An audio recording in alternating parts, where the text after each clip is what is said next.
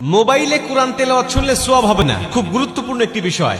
আমরা অনেকেই কিন্তু এখন মোবাইলের মাধ্যমে কোরআন তেলাওয়াত শুনি এবং মোবাইলে কোরআন তেলাওয়াত করি। মোবাইলে কোরআন তেলাওয়াত যদি আপনি না পড়তে পারেন বা কুরআনুল কারীম যদি আপনি না পড়তে পারেন, তাহলে কুরআনুল কারীম শুনবেন বা কোরআন পড়তেও পারেন, আবার মোবাইলেও মাধ্যমে শুনবেন, তাহলে আপনার সওয়াব হবে কিনা, খুব গুরুত্বপূর্ণ একটা বিষয়। আজকে অধিকাংশ ইয়াং যারা, তারা বেশিরভাগ কুরআনুল কারীমের তেলাওয়াত তারা মোবাইলের মাধ্যমে শোনে। এটা খুবই ভালো বিষয় যে আজকে যুবকেরা গান বাজনা ছেড়ে দিয়ে বিভিন্ন নাটক সিনেমা এগুলো বাদ দিয়ে তারা কুরআনুল কারীমের তেলাওয়াত শুনছে। রাত্রিবেলায় কোরআন তেলাওয়াত শুনতে শুনতে অনেকে ঘুমিয়ে যাচ্ছে। আর কোরআন তেলাওয়াত শুনলে আপনার সওয়াব হবে কিনা এ ব্যাপারে আল্লাহ পাক স্বয়ং নিজে কুরআনুল কারীমের মধ্যে উত্তর দিয়েছেন।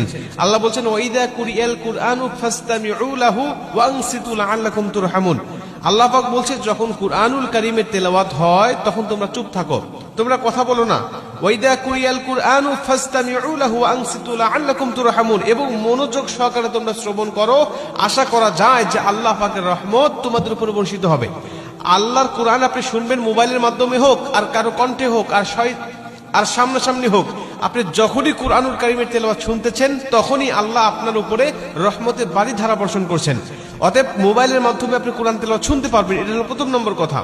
দ্বিতীয় নম্বর কথা, আপনি যদি কুরআনুল কারীমের তেলাওয়াত শুনতে শুনতে ঘুমিয়ে যান বা কুরআনুল কারীমের তেলাওয়াত শুনতে শুনতে আপনি যানবাহন করছেন, চলাচল করছেন, বা কুরআনুল কারীমের তেলাওয়াত আপনি বসে বসে শুনতেছেন, এমন অবস্থায় যদি আপনার মৃত্যু হয়ে যায়, নবীজি বলছেন, আল মাউতু আলা আমালিন সালেহ, যে ব্যক্তি ভালো কাজ করারত অবস্থায় দুনিয়া থেকে বিদায় নিয়ে চলে যায়, আল্লাহ পাক তাকে জান্নাতি মরণ দেয়, জান্নাতি মৃত্যু দেয়।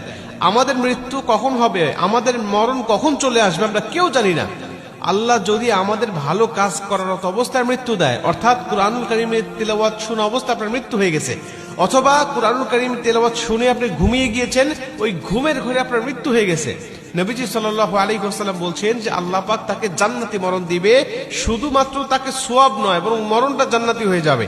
আর কোনো ব্যক্তি যদি জান্নাতি মরণ পেয়ে যায়, তার কবরে, হাসরে, মিজানে, ফুলচিরাতে কোথাও তার কোনো বাধা নাই, কোথাও তার কোনো টেনশন নাই, সরাসরি আল্লাহর 10টি পৃথিবীর সমান একটি করে জান্নাত তার জন্য অপেক্ষমান।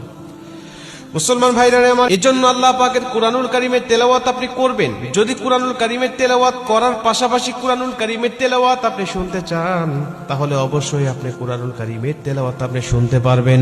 যদি সামনাসামনি কাউকে না পান কোরআন তেলাওয়াত শোনার জন্য, বা সামনাসামনিও আপনি শোনেন, আবার মোবাইলের মাধ্যমে আপনি শুনতে চান, তাহলে আপনি অবশ্যই শুনতে পাবেন। এতে কোনো সন্দেহ নাই, এতে কোনো সমস্যা নাই। বরং যতক্ষণ আপনি কুরআনুল কারীমের তেলাওয়াত শুনতে থাকবেন, ততক্ষণ পর্যন্ত গুনাহ থেকে বেঁচে থাকতে পারবেন। এবং যতক্ষণ কুরআনুল কারীমের তেলাওয়াত আপনি শুনবেন, ততক্ষণ পর্যন্ত আপনার আমলনামায় ফেরেশতারা সওয়াবগুলোই লিখতে থাকবে। যতক্ষণ আপনি কোরআন তেলাওয়াত শুনবেন, ততক্ষণ গুনাহ থেকেও মুক্ত থাকবেন।